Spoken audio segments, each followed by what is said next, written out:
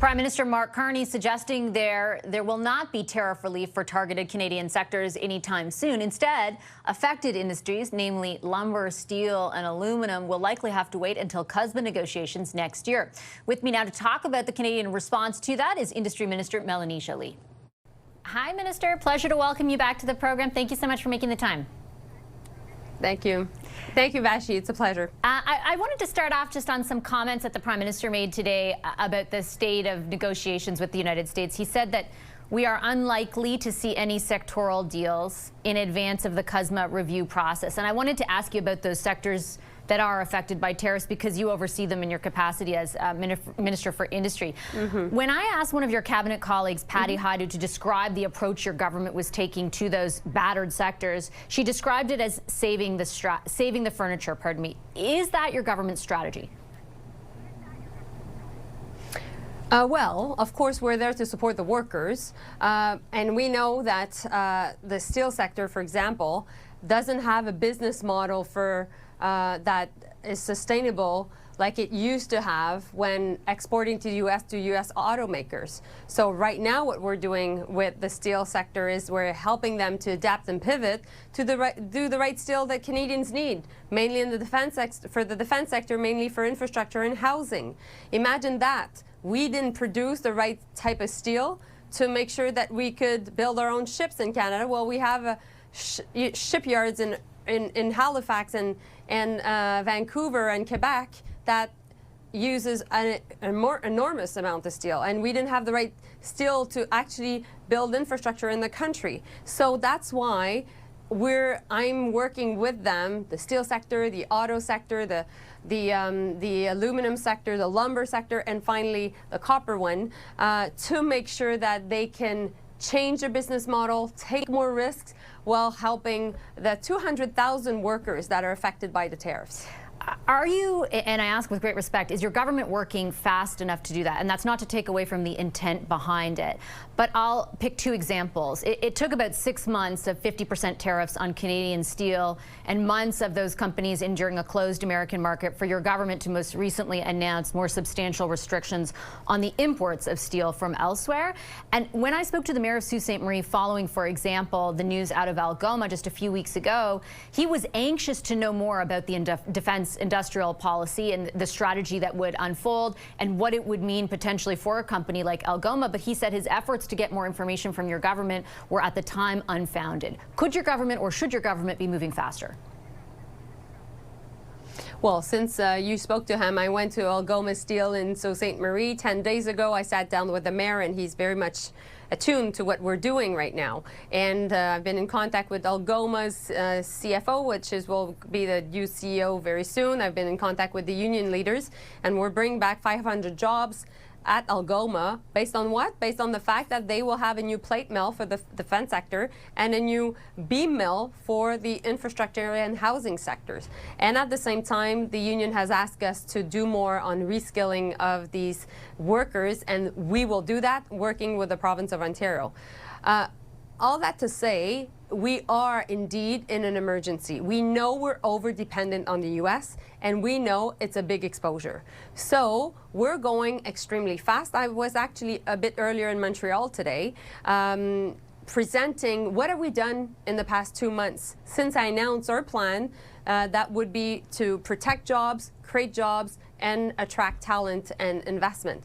And when it comes to protect jobs, we've been able to close the market to dumping, make sure that companies would have access to liquidity and support. And also we're building this much more important domestic market based on our Buy Canada policy that came into force 2 days ago. So we're going at the speed of light, I must say.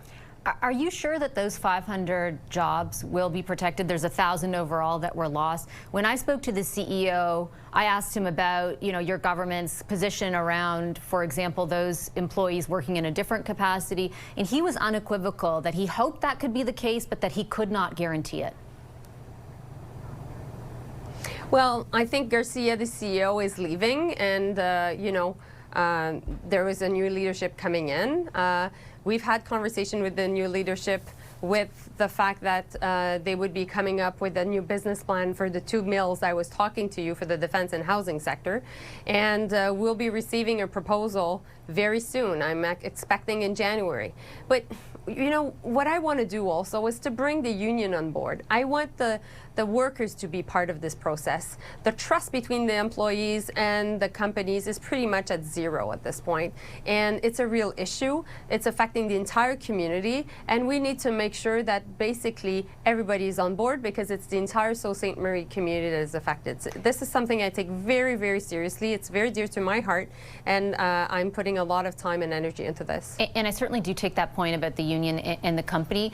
When we spoke to the union, they also had lost trust in the government, but also had questions, in particular about the financial support, the loans that were provided.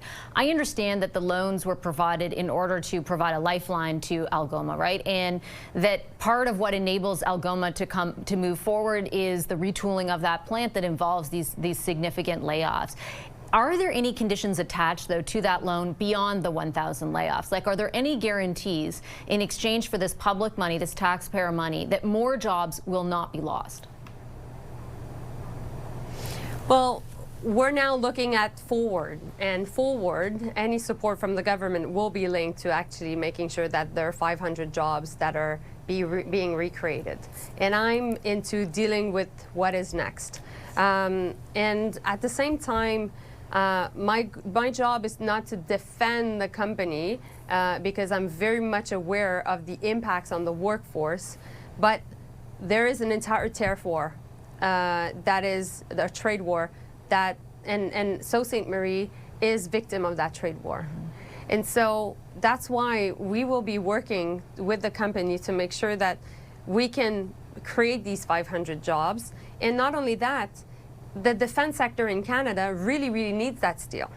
And so I really think that the tough days are behind us. We can look forward and we can build a very strong steel sector for Canada. But I'm very much aware that we have to be extremely cautious, because the confidence between the community, the company is very tenuous. Why weren't those conditions, even insofar as those 500 jobs, why weren't they attached to the initial $400 million loan? And was that an oversight on your government's part? Well, I think that the negotiation at the time was done through the Minister of Finance, along also with the province, and the goal was to offer a lifeline to the company, because if it wasn't for that, the company would have basically gone into bankruptcy. And so the deal was to make sure, as there are 3,000 jobs, that we could at least help the company get out of it. Let's all remember that Algoma was not going well before the trade war started. And so it was already vulnerable before, but at the same time, we can't let down the steel plant. Why? Because we need to make sure that we have at least one Canadian-owned steel plant, which is Algoma. And we need also to have steel in a country for two reasons. First, there's no industrialized country that really doesn't make steel. So it's fundamental for any form of very strong economy to be able to produce steel. And second, if one day Canada is in a conflict, we need to be able to produce steel. That is the sovereign capability we need. It's a question of national security. And so that's why I know that it is a tough decision. Sometimes we're confronted with difficult decisions when we govern, but we took that decision to make sure basically that the company could survive, and at the same time we could afterwards look ahead and create new jobs in Sault Ste. Marie.